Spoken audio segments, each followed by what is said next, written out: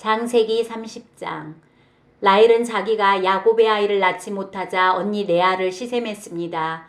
라헬이 야곱에게 말했습니다. 나에게도 아이를 주세요. 그렇지 않으면 죽어버리겠어요. 야곱이 라헬에게 크게 화를 내며 말했습니다. 아이를 낳을 수 없게 하신 분은 하나님이신데 나더러 어떻게 하란 말이요. 내가 하나님을 대신하란 말이요. 라헬이 말했습니다. 여기 제 몸종 비라가 있으니 비라와 함께 주무세요. 그래서 비라를 통해 나도 아이를 가질 수 있게 해주세요. 그녀가 아이를 낳아 내 무릎 위에 놓아줄 것입니다. 라헬은 자기 몸종 비라를 야곱의 아내로 주었습니다. 야곱은 비라와 함께 잤습니다. 비라가 임신을 해서 야곱에게 아들을 낳아 주었습니다. 라헬이 말했습니다. 하나님께서 나의 억울함을 풀어주셨다. 하나님께서 내 기도를 들어주셔서 나에게 아들을 주셨다. 그래서 라헬은 그 아들의 이름을 단이라고 지었습니다. 비라가 다시 임신을 해서 야곱에게 둘째 아들을 낳아 주었습니다. 라헬이 말했습니다. 내가 언니와 크게 겨루어서 이기고야 말하다. 그래서 라헬은 그 아들의 이름을 납달리라고 지었습니다. 레아는 자기가 아이를 더 낳지 못하게 된 것을 알고 자기 몸종 실바를 야곱에게 아내로 주었습니다. 그래서 실바에게도 아들이 생겼습니다. 레아가 말했습니다. 나는 운이 좋다. 그래서 레아는 그 아들의 이름을 갓이라고 지었습니다. 레아의 몸종 실바가 아들을 또 낳았습니다. 레아가 말했습니다. 나는 행복하다. 이제는 여자들이 나를 행복한 사람이라고 부르겠지. 그래서 레아는 그 아들의 이름을 아셀이라고 지었습니다.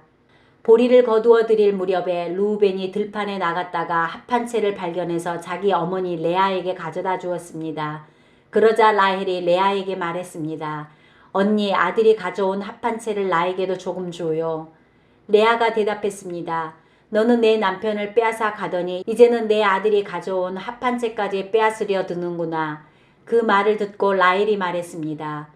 그 합한 채를 나에게 주면 그이가 오늘 밤에는 언니와 함께 자도록 해주겠어요. 그날 저녁 야곱이 들에서 돌아오자 야곱을 맞이하러 나간 레아가 말했습니다. 오늘 밤에는 나와 함께 자야 해요. 내 아들이 가져온 합한 채로 당신의 대가를 치렀거든요. 그래서 그날 밤에 야곱은 레아와 함께 잠을 잤습니다.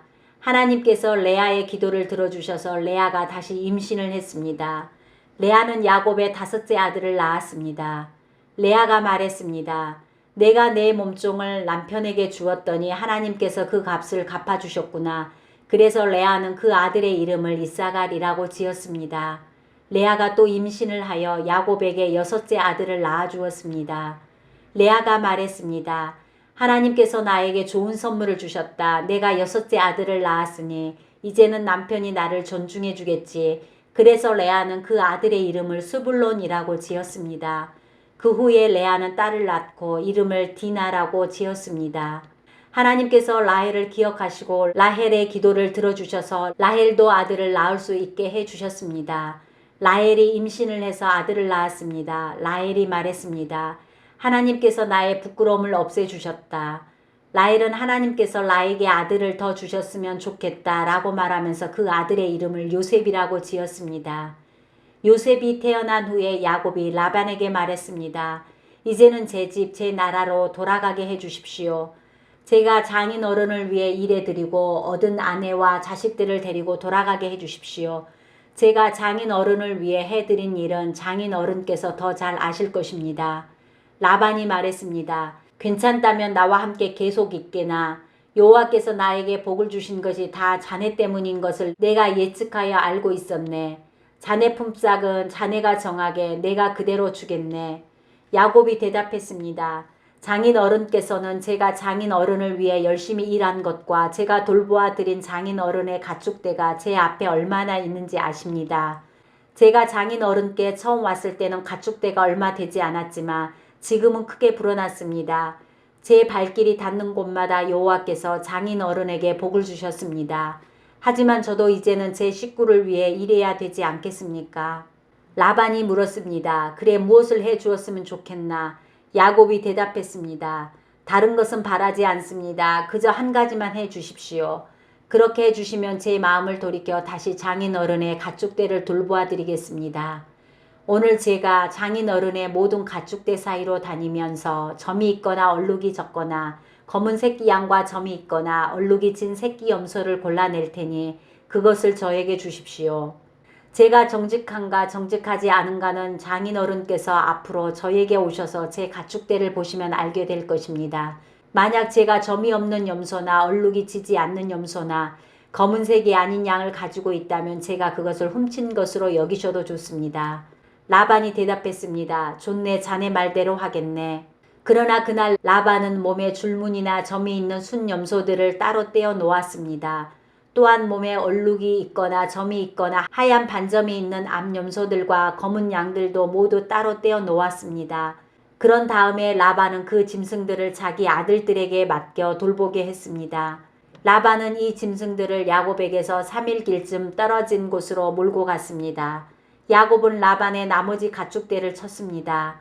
야곱은 버드나무와 살구나무와 신풍나무 가지를 꺾은 다음에 껍질을 벗겨내서 나무 껍질에 하얀 줄무늬를 만들었습니다. 그리고 나서 야곱은 가축대가 와서 물을 먹는 여물통 바로 앞에 그 흰 무늬 가지들을 세워 놓았습니다. 가축들은 물을 먹으러 와서 새끼를 뱉는데 염소들이 그 흰 무늬 가지 앞에서 새끼를 뱉습니다. 그러자 그 사이에서 흰 무늬가 있거나 얼룩이 졌거나 점이 있는 새끼 염소가 태어났습니다. 야곱은 그 새끼들을 따로 떼어 놓았습니다.